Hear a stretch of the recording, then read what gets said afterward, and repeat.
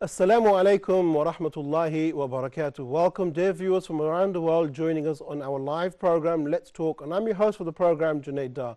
Dear brothers and sisters, I'd like to begin by thanking Allah subhanahu wa ta'ala for giving us once again this beautiful opportunity to speak about His deen. Furthermore, I'd also like to make mention of the blessed name of the Prophet Muhammad sallallahu alayhi wa sallam.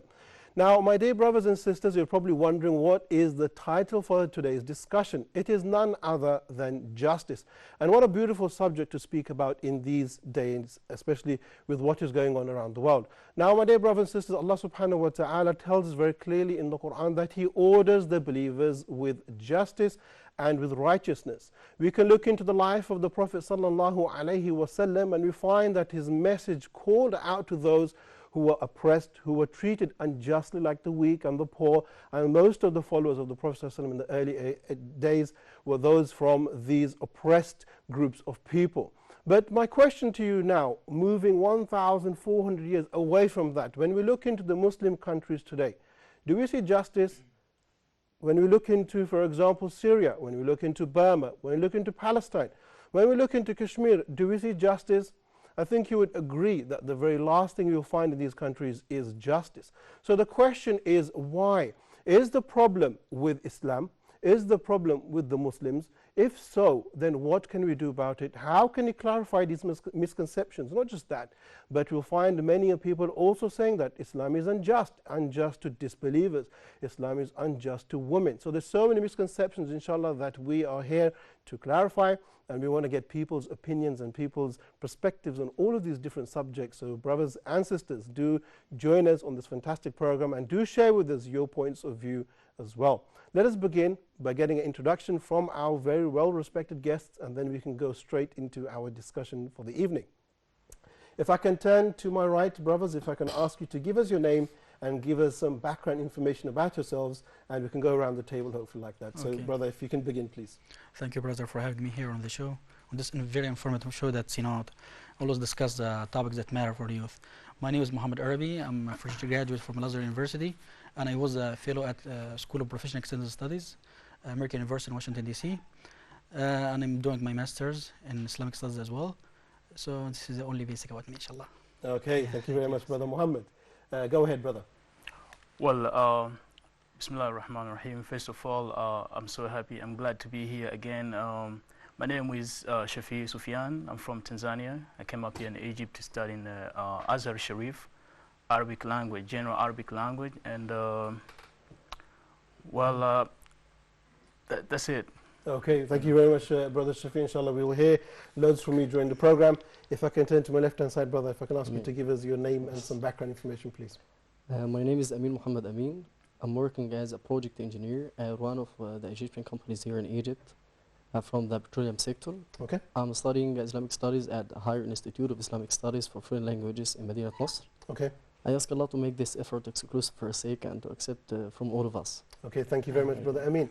And our fourth guest, brother, go ahead. My name is Ismail Charawali from Sierra Leone. Actually, I'm also a student at Al-Azhar University, and I'm doing my master's actually in languages and translation. Okay, thank you very much and welcome to the program. Thank so you. mashallah, we have a collection of different fields and different expertise. If I can begin with brother Muhammad, as you're on my right hand side, how would you define to our audience the meaning of justice? Yeah. In the name of Allah, most beneficent and most merciful, I bear witness that there is no God but Allah, and that Muhammad is the messenger of Allah, may Allah's peace and the blessings be sent up to him, his household and companions, and whoever follows him in goodness up to the judgment day.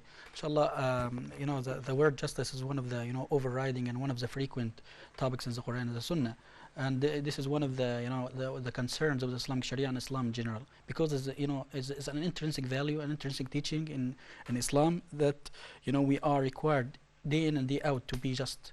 It is the word justice have been mentioned in the Quran about 18 times. Okay. Let alone the words which are can go interchangeably or can cognate word or synonymous word like the word adl that have been mentioned about seven times. Okay. Right.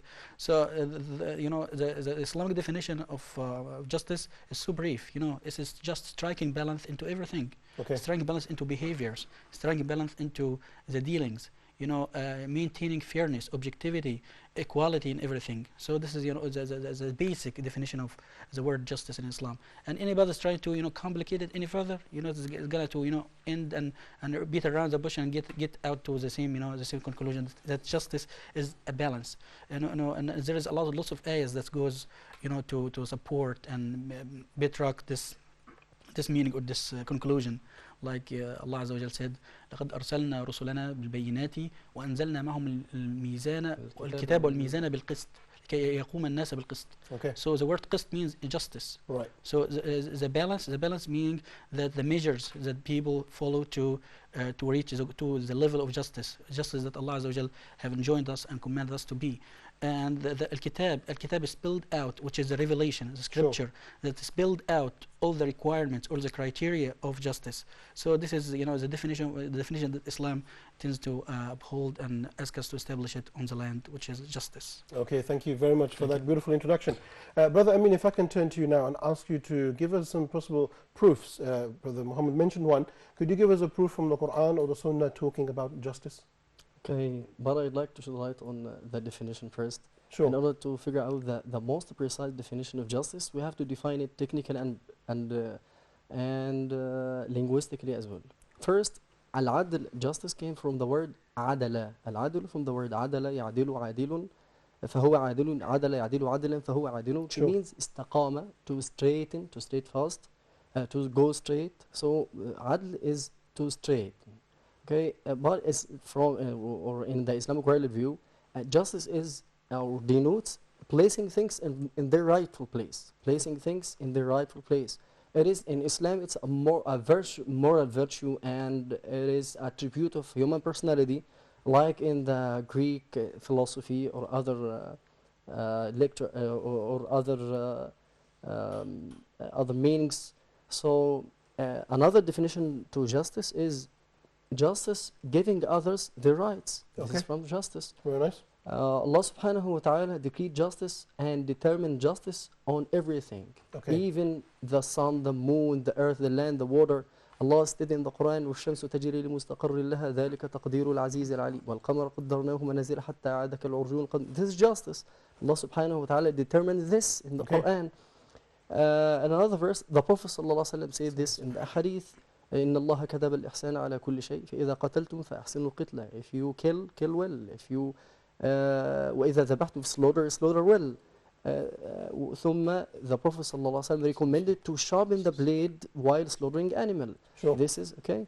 And another verse, Allah stated in the Quran, ولا يجرمنكم شنآن قوم على ألا تعدلوا. Don't let the hatred of people drive you to hate others, even though they are not Muslim, even though they are disbelievers. This is a little bit of definition of justice. All right, excellent. We'll come back for further questions. Brother Shafi, if I can get your input here. Is it possible for people to achieve justice stepping away from the teachings of Quran and Sunnah? Is there other ways of attaining justice?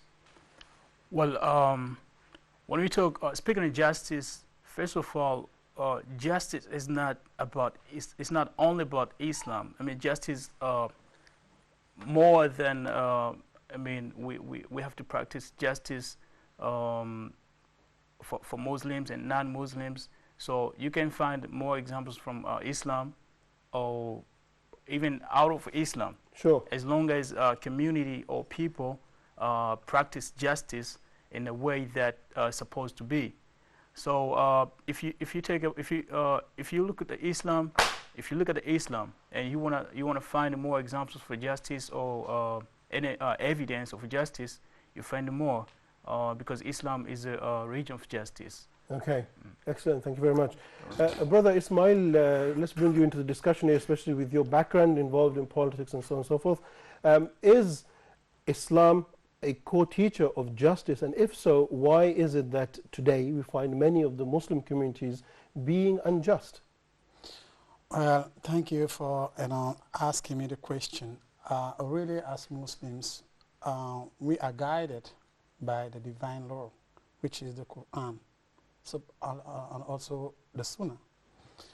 You know, there are no ways for us Muslims, even the world, the tranquility that we need in the world, the peace, the love we need in the world, There is no way we can master all these things if we leave Quran behind. Okay. Because the Quran, comprises of all the things that we need in this life. When we talk about justice in the context of Islamic studies, we are referring to not only Muslims, like my brother said. Sure. Muslims ruled some places in the world, like in Spain. When Okay. they conquered there, they left the Christians in their own free will. Nobody was forced to accept Islam. Sure. And they served them. They gave them their right. This is Islam. So there is no way we can live, in this world that we may create some kind of laws. We say this is a human-made law, like we have the ICC, Okay. which is not practicing any justice, because we have seen people who are pursued by the law. Okay. Like when you talk about presidents, but we have people that have committed crimes against humanity, whether in Iraq by Tony Blair and George Bush. Sure. All of those people are living today on in the surface of the world. Nobody is pursuing them. So, but the Quran, the teachings of the Quran says that, you have to give the right to people who deserve it. Excellent. It doesn't mean that people, when they do good, they have to be rewarded. Even if they do something that is bad, the punishment is determined by God in Okay. the Holy Quran. So they have to be punished according to the law of the divine law, yes. Okay, excellent. Brother Muhammad, if I can get your input now, what is the difference between justice and equality, or are they the same thing? Yeah, this is a great question. Because many people, tends to mix both. Justice. When we speak about justice, and I tend to refer to the word qist, because the word qist in Arabic means the ultimate justice. Well, the word adl in Arabic means just justice, merely justice. But God, when asked us to be just, first uphold qist. Qist means ultimate justice. Okay. But as your abilities are concerned, so you can go for adl. Okay. كونوا قوامين بالقسط شهداء لله. Then at the end of the day, اعدلوا وأقرب للتقوى means act justly. For Allah Azza wa Jal loves those who are just. إن الله يحب المقسطين.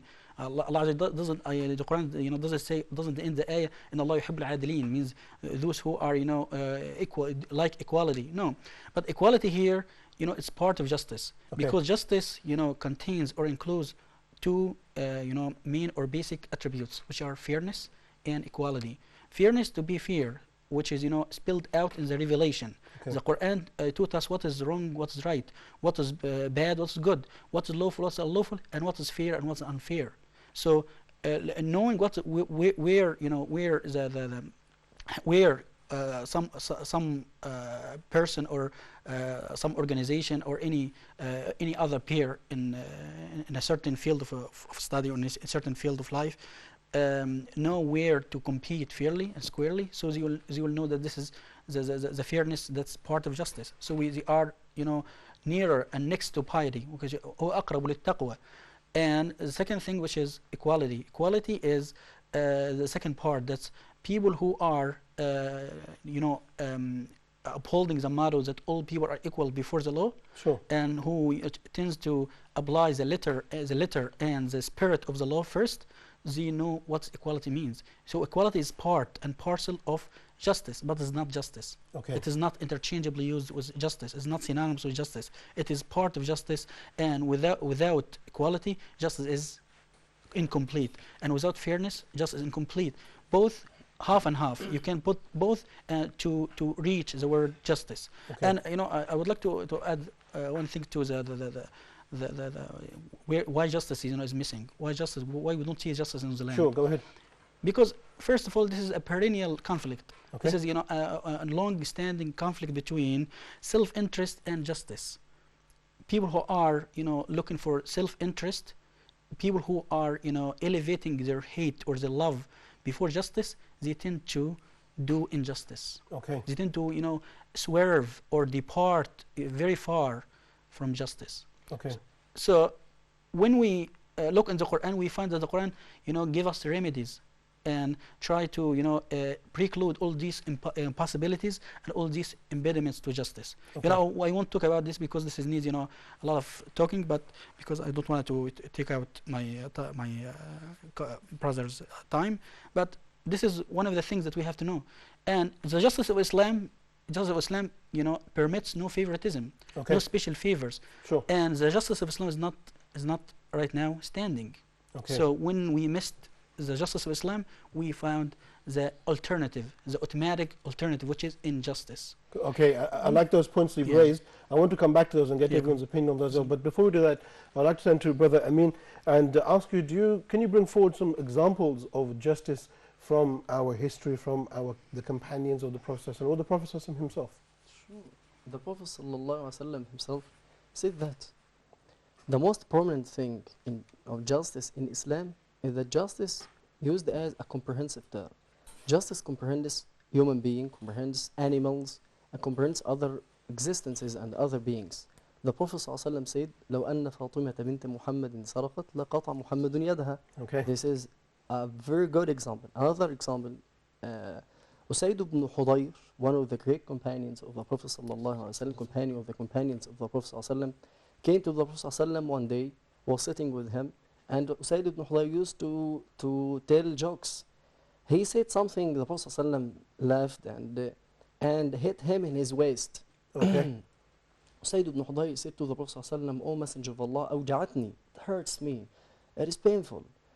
The Prophet ﷺ said, O Usayd, you can take your right from me. Okay. Then Usayd came to the Prophet Muhammad ﷺ and came close to him and said, O Messenger of Allah, you hit me, and I was without the garment, so I will do that without the garment. The Prophet ﷺ took off his garment, and Usayd ibn Hudayr came close to the Prophet ﷺ and began to kiss the Prophet ﷺ.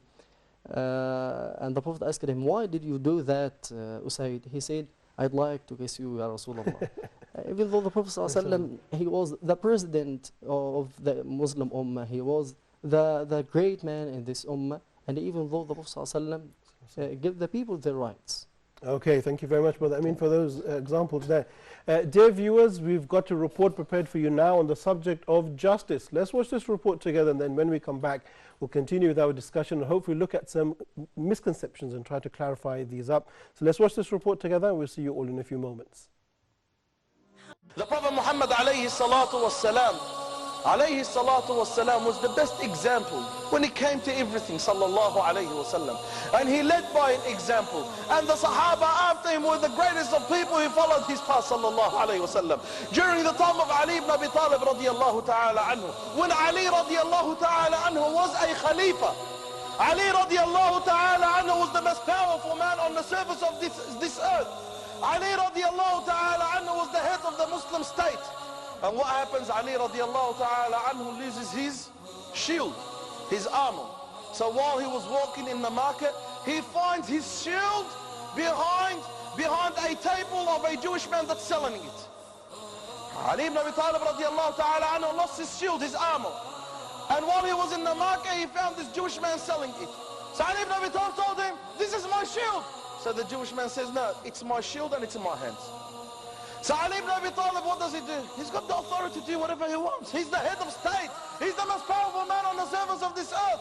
This after the Islamic State had expanded and so on. Ali ibn Abi Talib is going to say, get the guards and get him and lock this man up. But Ali ibn Abi Talib didn't do that. Why? Because Islam does not tell him to do that. Ali radiallahu ta'ala anhu, the head of the Islamic State, the Khalifa, will take this Jewish man and go to Qadi Shuraih, who go to the judge in a court and stand under the judge's podium or the table, and he stands in front of the judge, and his opponent is a Jewish man, and Shuraih, the Qadi, the judge Shuraih, will ask Ali, what's your matter? So Ali will say that this shield in the hands of this Jewish man belongs to me. So the Shuraih will say to the Jewish man, where did you get this shield from? The Jewish man will say, no, it belongs to me and it's in my hands. So look at Ali radiallahu ta'ala anhu, the Khalifa, will say to him, do you have witnesses? So Ali ibn Abi Talib, he says, I've got only my son. So the Qadi, the judge says, your son is not acceptable to be a witness to his father. A son is not accepted to be a witness to his father. So he looks at the Jewish man and he gives the right for the Jewish man to keep the shield. He made a judgment. He made a judgment for the Jewish man because Ali, the Khalifa, the one that would not even lie. The Sahaba radiallahu ta'ala anhum do not lie. They are just and udul. And this is Ali radiallahu ta'ala anhu from the greatest of people.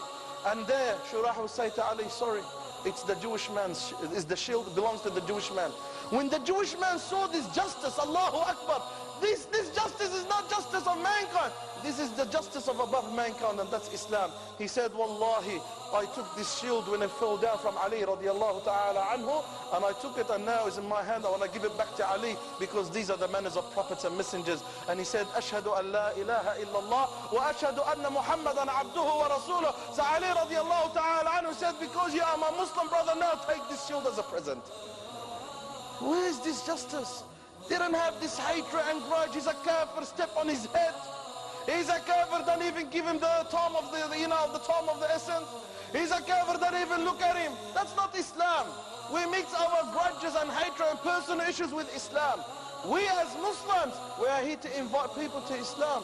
Abu Bakr was a kafir, Umar was a kafir, all the Sahaba were kuffar, and now they are the greatest examples. We should wish, wallahi, we should wish the best thing for them, and the best thing is for them. Wa rahmatullahi wa barakatuh. Welcome back, dear brothers and sisters, joining us live on our program Let's Talk. You just had a view of a report talking about justice. Let's get back to our participants here and let's continue with our discussion. If I can turn to Brother Shafir, we had Brother Amin just telling us, giving us some examples of justice in our history. Could I ask you to give us further examples from our history as well, please? Well, again, like I said before, there's so many examples of justice in Islam because Islam is a religion of peace and justice and the right. I remember one example when Prophet Muhammad sallallahu alaihi wasallam asked Mu'adh what the justice should be practiced between a person, I mean slave, with Allah, and Mu'adh said, Allah knows the best and His messenger. And the Prophet, peace be upon him, told Mu'adh, say that the right of human to Allah is to worship Him with no any to participate with anyone. So sure. This is one of the example of justice. I mean, practice justice between you and Allah, or otherwise you're gonna practice injustice. And also, there's so many examples of justice in Islam. Excellent. So you're saying one of the forms of justice is to worship Allah alone and not to make partners with Allah. Yeah. Okay. So this is one of the part of justice, like between you and Allah. Then you can, if you practice justice between you and Allah, then you're gonna be able to practice justice to others. Excellent. You worship God, the one who created you, provide you everything, and then you keep going in other parts or types of justice. Excellent. Okay, thank you very much for that. Brother Ismail, I want to move forward a little bit now, and I want to have a look at, we've had a look at justice. Is it possible that we can achieve justice without having strength or without having to enforce justice? Because people say humans are created with goodwill, they have good intentions. So is justice and strength connected? Yes, but it depends on how people look at it, you understand. Because there are too many people who go with the idea that Islam is all about force, using force on people. Even when they talk about the rights of women, they say that women are forced to stay home. Okay. They are not given their rights. When they talk about the right of children, they say Muslims are not treating their children in the way that they should be treated. All of these things actually they are false, because Islam itself is not about using force. Okay. The idea of saying that Islam is the religion of force, it's spread through the sword, it's wrong.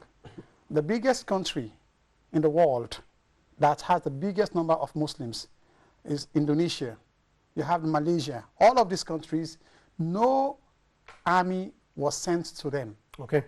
But look at them today. Sure. Look at Nigeria, that has the biggest Muslim population in Africa. Look at Senegal. Look at the Gambia. Or Guinea-Conakry. All of these countries actually accepted Islam through reading the Quran itself, they knew that the people in the early time, they knew that this is the message of God. You understand? So Islam is not about force. It's not about using force. Islam actually is the religion of peace. You understand? What people are saying that it uses force and to implement Islam, you have to use force. No. But, you know, even today in countries, you have the constitution that this should not be done. Okay. Why do we have the police? It's because they have to, you know, enforce the law. Okay. So that's actually what happened in the early time of Islam.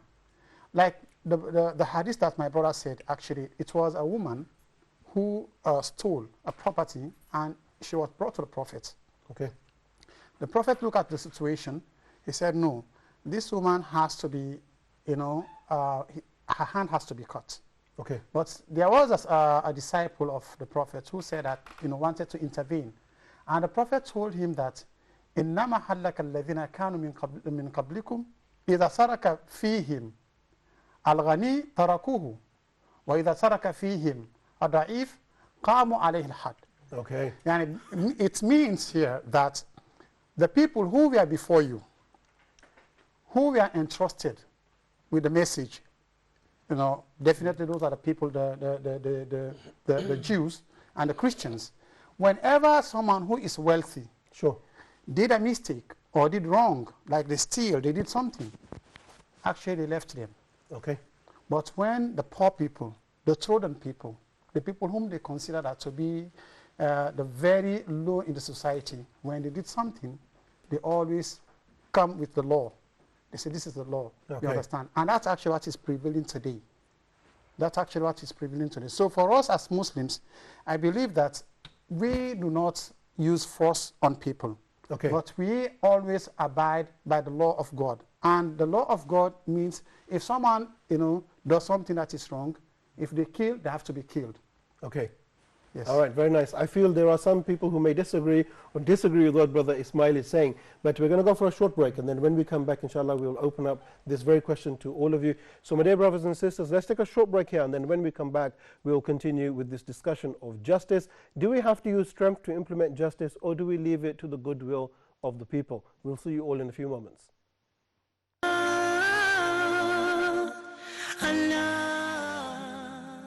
Assalamu alaikum wa rahmatullahi wa barakatuh. Welcome back, dear brothers and sisters from around the world, joining us live on our fantastic program, Let's Talk, and I'm your host, Junaid Dar. Dear brothers and sisters, we are talking about the topic of justice, and before the break, we were talking about justice. Can it be achieved without strength? And we had Brother Ismail implying that we don't really need to use strength, but I think we have a disagreement. Brother Muhammad, if I can get your viewpoint on this, what do you think? Yes, sir. Yeah. Actually, I see that just establishment on the land is not something, you know, that can be taken in abstraction. The Quran itself, when when Allah Azza wa Jalla spoke of justice or injustice, justice, you know, has some.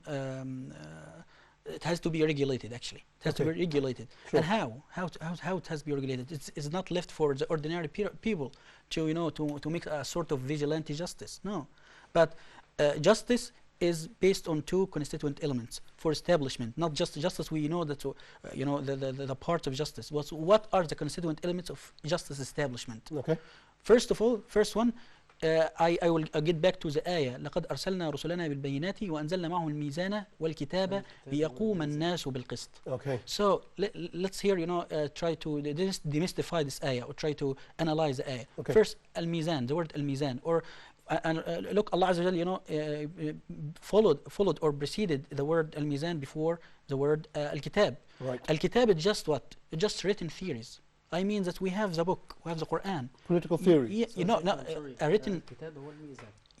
والكتاب لقد أرسلنا رسلنا وأنزلنا معهم الكتاب first والميزان ليقوم الناس بالقسط. So الكتاب first and then الميزان. Yeah. So the book has nothing to do with the actual application on the ground. Sure. I mean that the book is mentioned a lot of good theories. Good theories, you know, all of them are good. You know, we read about justice in the Quran, we say, wow, that's very, very good. وإذا حكمتم بين الناس تحكمون. And when you judge between people, judge between them with justice. Excellent. Good thing. But where's the application? The application has to have something we call, first one, we call it the law-making force. which Right. is which unit has a purpose of justice. The second part or the second constituent element is the organizational force. Okay. And this is what about 100 or 1,400 years ago,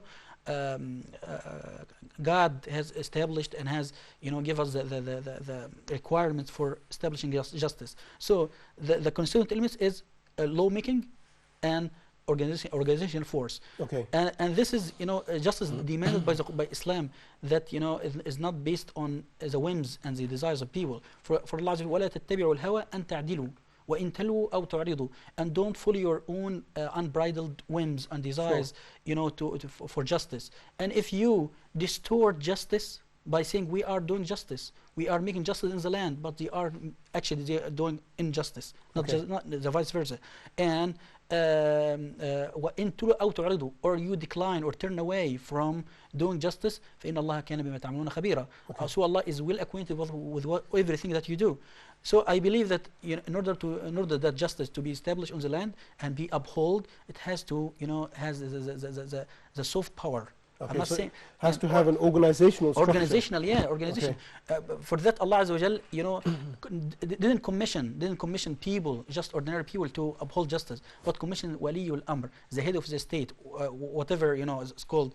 Before it had been called Waliyul Amr, the person who is in charge, of everything. Amir al-Mu'minin, the Khalifa, now is the president or the we can say the head of the Supreme Court or whatever. Now the world has something called the International Court of Justice, and there is lots of courts of law in every where and when that doing what they are doing for justice. Sure. Okay. Yeah. Brother Ismail, I know you want to say something, but before I bring you in, I want to bring in Brother Shafi. Do you agree with Brother Ismail that we don't need strength, or do you think Brother Muhammad's stance of having a systematic or a political structural organization is needed in order to establish justice? As long as you're talking about justice, you're talking about right. And if you commit wrong, you take someone's right, you don't practice justice, you practice injustice, which means you have to be punished. Okay. And if you leave people do like this, they don't practice justice, they take some others' right, and then you just talk to them. After that, they just hear, people hear, they just listen. And next day they're going to do that again. There's nothing behind them. I think here we have to use power. We have to use strength to control. Yeah. Okay. Right. So I agree, and I think for somehow we need the strength to practice justice. That's Okay. why Islam. This is Islamic law, and this is one of the rules of Islam. Okay. And the brother Ismail brought example when he was talking about Indonesia, Malaysia. About practicing justice. I can add on top of that, Brother Ismail, it was about to bring dawah, to bring dawah, to call people for Islam. Okay. And that's why we don't need that example. For me, I understand it's a little bit different. Talking about practice justice, that's just to call people in Islam. When you practice justice, already people inside Islam. Sure. That's why Allah subhanahu wa ta'ala say, Islam doesn't force someone to believe, but once you believe in Islam, you have to order and to obey. You have to obey. You have to obey the rule. So right. For me, I think in order to practice justice, for somehow we need some strength. Some strength. All right, excellent. I haven't asked Brother Amin's opinion, and then we'll come to Brother Ismail. I know you're waiting very patiently, but Brother Amin, what do you think? Do we need strength in order to establish justice? Of course. Okay. Really, I say that justice denotes placing things in the rightful place. Okay. So if we need force, we have to force people. Okay.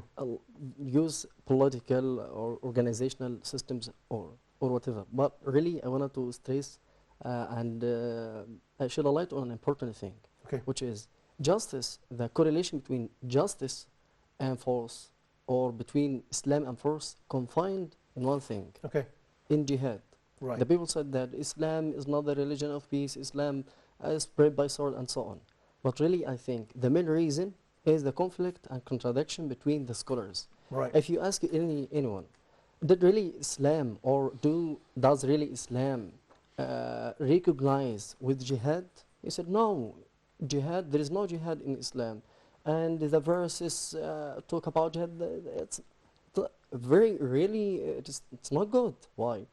Allah subhanahu wa ta'ala decreed jihad in the Quran and the Sunnah. And the Okay. Prophet sallallahu alaihi wasallam spread the message of Islam by the kind word and by the sword as well. Okay. Ali ibn Abi Talib radiallahu anhu said that من عدل عن هذا, the Quran, قومناه بهذا. This is the force in Islam. And Sure. we have, okay, Allah said to the believers at the beginning of the message of Islam, ألم تر إلى الذين قيل لهم كفوا أيديكم وأقيموا الصلاة, to the end of the verse. Then Allah permit them to spread and to use the force.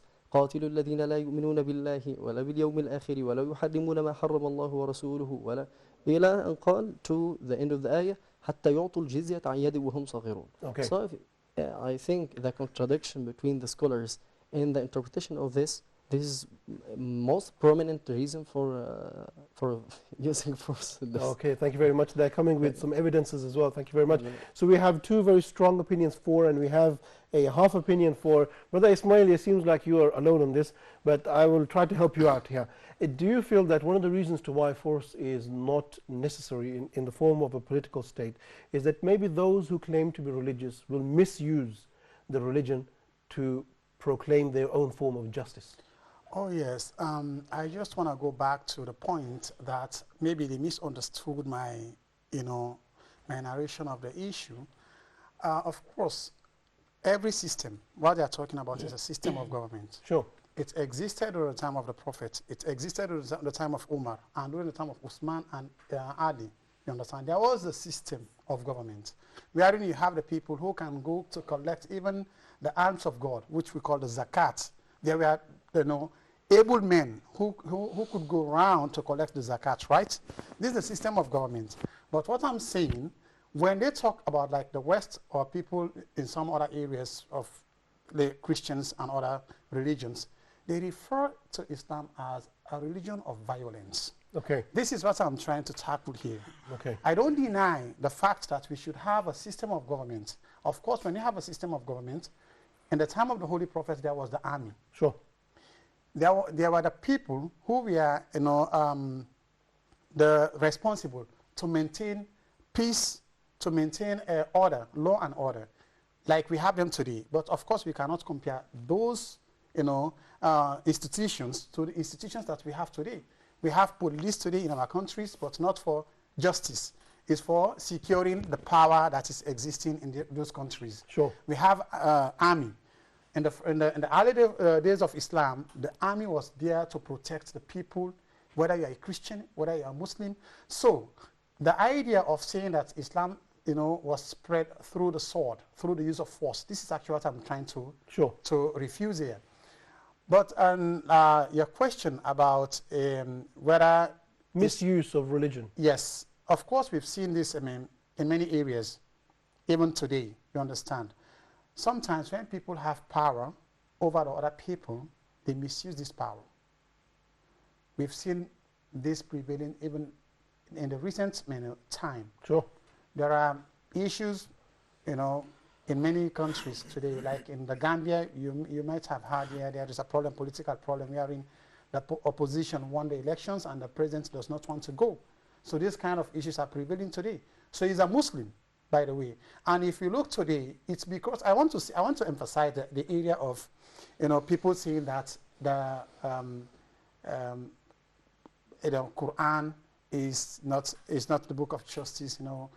Of course, we Muslims ourselves do not respect what has been prevailed in the Quran. Right. If you ask many people today, many scholars, they'll tell you the whole, articles of the United Nations. They know what the UN wants, what they don't want. They know what IMF wants. They know what they don't want. If you ask them for the Quran, they will not tell you anything. So we have abandoned the message of God. We took the other messages that, are man-made. Look at what happened in the 60s. Right. When there was the declaration of the non-proliferation of nuclear weapons, there were only 2 countries that had arsenals of nuclear weapons, Russia and the United States of America. Okay. But look at the injustice that prevailed that time. They said, we are going to keep the stockpiles of the nuclear weapons, but other nations should not be given the right. Right. This is not justice. So, but now we have Muslim countries joining like the UN, and there are conditions that you have to respect. These conditions are contrary to the Quran. They are contrary to, because they tell you that today they are preaching in a gay marriage, same-sex marriage. You understand? Okay. Whereas the Quran tells you that the man can marry up to 4 women. Okay. Why? It's very obvious. Go to every country today, you find women, the number of men triple the number of men.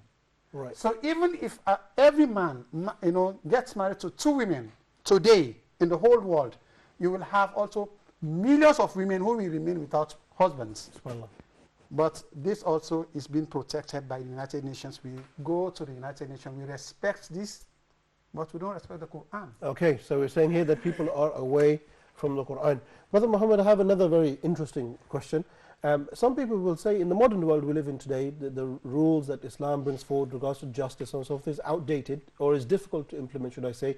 So today we should leave religion inside the house, and we should use a different way of bringing justice, use a different system for bringing about justice, and leave religion in your private life. What would you say about that? Actually, as we have said, and we are, trying to reinstate and reiterate the idea that the religion as, as a systemic way of thought and input in any society, any given society, is coming to, elevate the overriding concern of justice. Sharia law, any rules or laws in the Sharia, which is a Islamic law that's had been enshrined in the Quran and the Sunnah, is just to elevate and uphold justice and establish justice among people in general. Okay. So when somebody comes with with some malicious or veracious call of calling leave Islam alone, or leave Islam away from the state, away from the legislature, from the personal status law, from the laws of other things, and we have the charter of the UN, and we can depend on this. Yes, no problem. When Islam came about 1400 years ago, it's elevated justice that had been long standing before Islam comes, before the advent of Islam, and it comes to remove and preclude the injustices on the land. So it's we call it that Islam subsets on justice, and Islam is against injustice, because the word Islam itself means submission to God. Okay. Submission to God, to submit. When you submit to God, you are doing justice to yourself. When you submit to other than God, you are doing injustice to yourself. This is to put it simply, and to put it in a way that's so easy to understand, because people tend to understand, to see that, or to try to convince others that Islam coming to enforce injustice. Okay. Islam coming to enforce justice on people, on unbelievers, on anyone that disagrees with Islam. No, the Quran itself, that this book has maintained the arguments of the disbelievers against God. Okay. زعم الذين كفروا أن يبعثوا. Those who disbelieve, those who are didn't believe in God, they are arguing, or they are saying that they won't be revived again, that they won't be resurrected. God wanted to establish justice among them, and try to outlive their arguments, and telling them, no, this is what's going to happen, and this is the justice between people when they speak, when they have a sort of conversation. I have to tell the complete story. I don't have to side with one part at the expense or to the exclusion of the other. Okay. So this is وإذا حكمتم بين الناس أن تحكموا بالعدل. There are lots of this is a frequent topic in the Quran. Nice. So when we get back to many other ideas in the Quran, we find that all of them are based on ideas that lead to justice. I'm saying that ideas that leads to justice means removing the traces of jahiliyyah, ignorance. Right. Because ignorance is one of the reasons of injustice. Removing the notions of people who are, what we can say, how we can put it here, people who are sort of justices, people who are oppressing their own selves. So the Quran spoke of dhulm, how to preclude dhulm in order that justice can live, Okay. in order that justice can prosper and thrive in any given society. All right, excellent. Thank you very much, Brother Muhammad. We have just under 2 minutes to go. And these last 2 minutes, I'd like to get each person's opinion. So you're going to have to be very quick. That's 30 seconds each on how we can achieve justice in our societies, especially when we look at the Muslim world, a very sad reality. How can we achieve justice? So, Brother Shafi, if I can ask you first, what can we do practically to achieve justice? Well, justice can, to practice justice, to achieve justice, you have to look at the religion. I mean, you have to look at the Islam. Islam is completely talks about justice. That's it, because Islam, I mean, religion is a system of life. And like you say, again, in order to, if someone tells you not to leave religion in the house and then just to go whine like animals, excuse me, I'm phrasing this word, we're going to live like animals. Okay. So in order to practice justice, you have to look at the religion, because religion is a system of life. Excellent. So solution number one, turn back to the Book of Allah. The answers are there. Exactly. Brother, I mean, what is your solution? What can we do? The same thing, Islamic knowledge. Really, the Prophet ﷺ said, إنه سيكون في آخر الزمان بلاء شديد لا ينجو منه إلا من عرف دين الله فجاهد عليه بلسانه وقلبه. The Prophet ﷺ related about the calamity, about the and so on, and the oppression is from this fitan, from this calamity. So we are in bad need for this Islamic knowledge. Okay, thank you very much. Sorry, and the first duty is at-tawheed. Okay, excellent. Worshipping of Allah. Brother Ismail, very quickly, please. I've been told that the time is up. Okay. Go ahead. I support what he said. You understand? The Quran comprises everything. If we actually follow the Quran, we will actually be a peaceful nations. Everybody will get their rights. Okay. Because the Quran is the word of God. Okay, excellent. Muhammad, you have like 3 words. Yeah, I have 3 words, and actually, I don't find any but this prayer or supplication that had been, mentioned in one of the books, that we ask Allah, always we ask Allah Azza wa Jal to treat us with, not with justice, but with forgiveness. Because if God is going to, apply the requirements of justice on us, we will doom to hellfire. May Allah protect us. Ameen. Brothers, I would like to thank you very much for coming to the studio. It was a fantastic discussion. I think we opened the doors to another 10, 15 discussions. So I'd like to thank you very much, Brother Muhammad, Brother Shafiq, Brother Amin, Brother Ismail. Thank you all very much, and conclude by saying Assalamu alaikum to all of you together. Okay, thank you very much. Dear viewers, we've come to the end of our program here on Let's Talk, talking about the very important subject of justice. Brothers and sisters, when we look around the world, we can see the injustice taking place inside the Muslim world. Not just that, but even when we look outside, look into Europe, look into America, we can see the hashtag Black Lives Matter. We can see how in such a developed country, as they call it, there is still massive injustices, when Islam over 1,400 years ago gave us all the solutions to all of our problems. My dear brothers and sisters, it is imperative, it is important that we turn back to the Book of Allah, and not just turn back to it, but we implement its teachings, be there on an individual level, on a family level, on a social level, and just as the brother said, even on a political level. I'd like to thank all of you for tuning in. Inshallah ta'ala, we will see you next week on Let's Talk. So until then, Assalamu alaikum wa rahmatullahi wa barakatuh.